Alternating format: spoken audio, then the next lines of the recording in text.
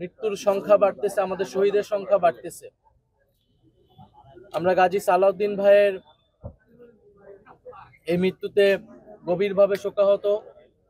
আমরা সরকারের প্রতি দৃঢ়ভাবে বলতে চাই, আমাদের যারা গণ অভ্যুত্থানে আহত যোদ্ধা যারা রয়েছেন, এখনো যারা কাতরাচ্ছেন, এখনো যাদের শরীরে স্প্লিন্টার রয়েছে, যারা নানাভাবে অঙ্গ ক্ষতিগ্রস্ত রয়েছে, তাদের সর্বাত্মকভাবে সর্বোচ্চ পরিমাণে যতটুকু সহযোগিতা করা প্রয়োজন, চিকিৎসার নেওয়া প্রয়োজন, সেটুকু যাতে সরকারের জায়গা থেকে করে। এবং এই চিকিৎসা, অনেকে যে ক্ষতিগ্রস্ত হয়েছে, এটা তাদের দীর্ঘমেয়াদী চিকিৎসা প্রয়োজন। হয়তো সাময়িক একটা চিকিৎসা অনেকেই পেয়েছে, কিন্তু দীর্ঘমেয়াদী এই চিকিৎসাগুলো যদি অব্যাহত না থাকে, তাহলে এরকম ঘটনা কিন্তু ঘটতে থাকবে। ফলে এখন আমরা নির্বাচনের ডামাডোলে যাতে আমাদের এই আহত ভাইদের কথা, আমাদের এই শহীদ পরিবারদের কথা ভুলে না যাই, না হলে আমাদের এই গাজী সালাউদ্দিন ভাইয়ের মতো এরকম অনেকেই কিন্তু মৃত্যুবরণ করতে থাকবে। ফলে যে আমরা 300 আসনই আমাদের লক্ষ্য। তবে যারা ফ্যাসিবাদ বিরোধী এবং গণতন্ত্র প্রতিষ্ঠার লড়াইয়ে অগ্রণী ভূমিকা পালন করেছেন, সেটা খালেদা জিয়ার কথা আমাদের নাসিরউদ্দিন পাটোয়ারি বলেছেন।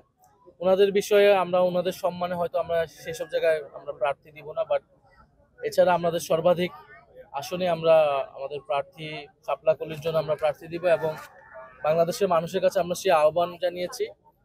এবার বাংলাদেশের ইতিহাসে নির্বাচনী যে সংস্কৃতি, যে আমরা দেখি যাদের টাকা আছে, যারা এলাকায় গডফাদারগিরি করে, তারাই নির্বাচনে দাঁড়ায়, আমরা সেই সংস্কৃতিকে এবার চ্যালেঞ্জ করতে চাই। বরং এলাকার যে গ্রহণযোগ্য মানুষ, সাধারণ মানুষের পাশে যাকে পাওয়া যায়, একজন সাধারণ খেটে খাওয়া মানুষ থেকে শুরু করে এলাকার যারা শিক্ষক রয়েছেন, ইমাম রয়েছেন, গ্রহণযোগ্য সামাজিক নেতৃত্ব রয়েছেন, তাদেরকে আমরা জনপ্রতিনিধি হিসেবে সংসদে দেখতে চাই। আমরা সেই উদ্দেশ্যে কাজ করছি।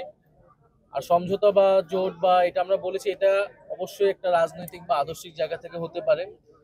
যদি সেরকম কোনো সম্ভাবনা তৈরি হয়, যেমন জুলাই সনদের বিষয়টা আছে, জুলাই সনদে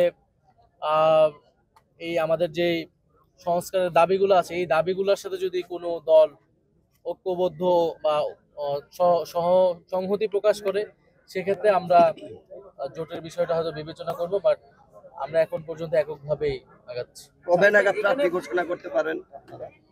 আমরা এই মাসের 15 তারিখের মধ্যে আমরা আমাদের প্রাথমিক একটা তালিকা আমরা প্রকাশ করব।